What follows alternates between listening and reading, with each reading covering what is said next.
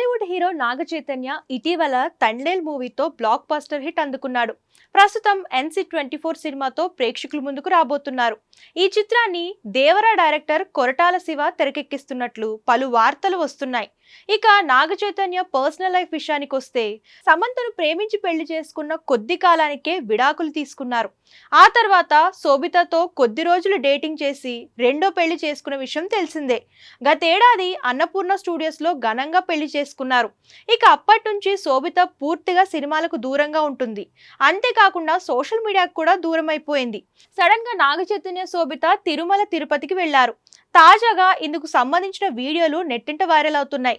జంటగా తిరుమలకు వెళ్లి ప్రత్యేక పూజలు చేశారు. ఇక ఇందులో నాగ చైతన్య పట్టుపంచలో కనిపించగా శోభిత ఎరుపు రంగు చీరలో పాపిట్లో బొట్టుతో అమ్మవారిలా ఉంది. ప్రస్తుతం వీరిద్దరి లుక్ సోషల్ మీడియాలో ప్రత్యేక ఆకర్షణగా నిలుస్తుంది. ఇక ఈ వీడియో చూసిన నెటిజన్స్ సడన్ గా ఇలా చేశారు, ఏదైనా గుడ్ న్యూస్ ప్రకటించబోతున్నారా అనే అనుమానాలు వ్యక్తం చేస్తున్నారు. శోభిత తల్లి కాబోతుందా, అందుకే తిరుమలకు వెళ్లారా అని చర్చించుకుంటున్నారు.